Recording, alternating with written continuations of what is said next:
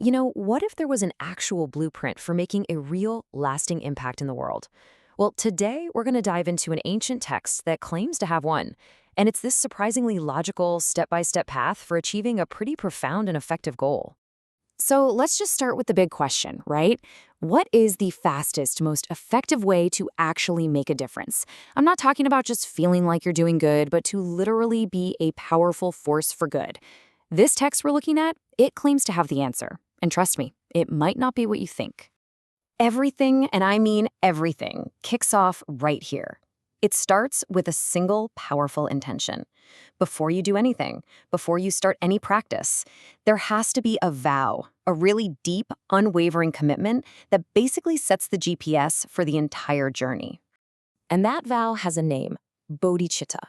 Now, the really important part here is the second half of that definition, specifically for the benefit of all beings. See, this isn't some self-help journey just for you.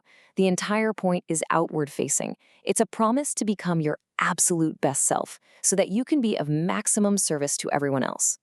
And this isn't just, a nice thought to have. The text makes a pretty bold claim that this intention is the direct cause of everything that follows. It's the source code that purifies and aligns all your actions, your words, and your thoughts toward one single positive purpose. It's like the engine that cleans up the whole system. Okay, so you've made the vow. Now what? What does it actually help you do? Well, it focuses all your energy on perfecting two absolutely essential qualities. The text calls them the accumulations. Think of these accumulations as the ingredients you need for the final recipe. The vow is what drives you to go out and gather everything you'll need to achieve that ultimate state of complete enlightenment, a state where you can truly and effectively help others. And this slide, wow, it really breaks it down perfectly. It's two sides of the same coin. On one hand, you've got merit. This is all about your actions in the world, right? The positive energy and skillful things you do. But on the other hand, you have pristine wisdom, this deep, unshakable understanding of how things really are. And you absolutely need both. I mean, skillful action without wisdom is just blind, and wisdom without action doesn't help anyone. All right, so you've got your goal, you're gathering your two ingredients, and now this is where the path takes a really fascinating turn. The text introduces a tool that it says is like a massive accelerator for the whole process.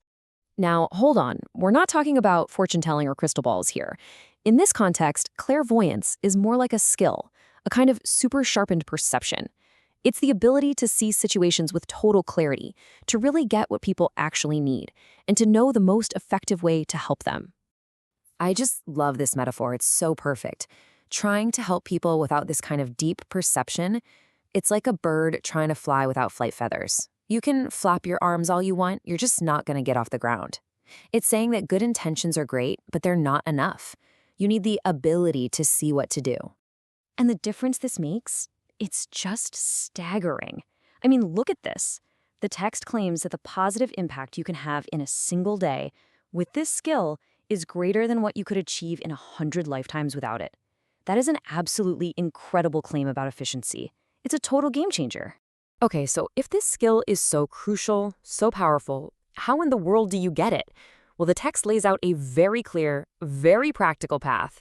This isn't some magical gift you're born with. It's a result you earn. And first things first, the text is super direct about this.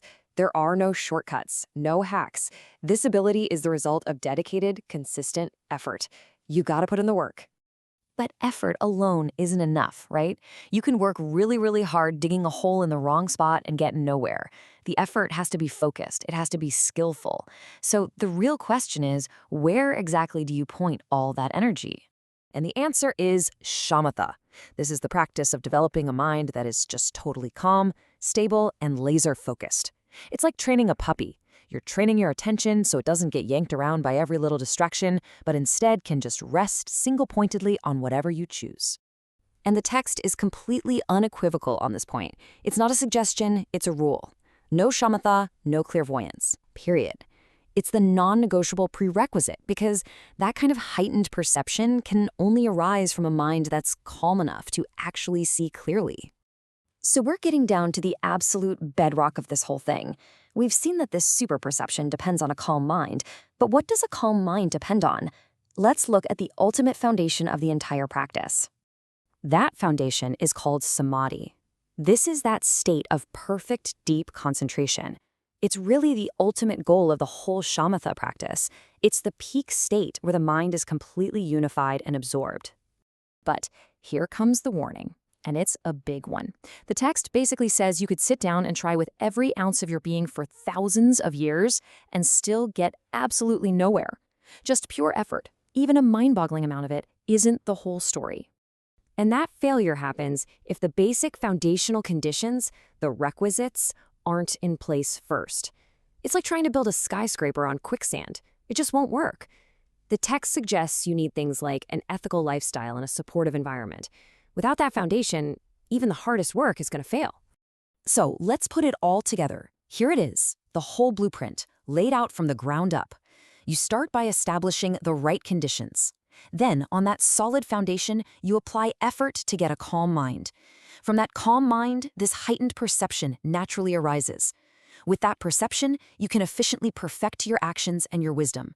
And all of that, the whole structure, serves that one ultimate goal, fulfilling the vow to be of maximum benefit to others.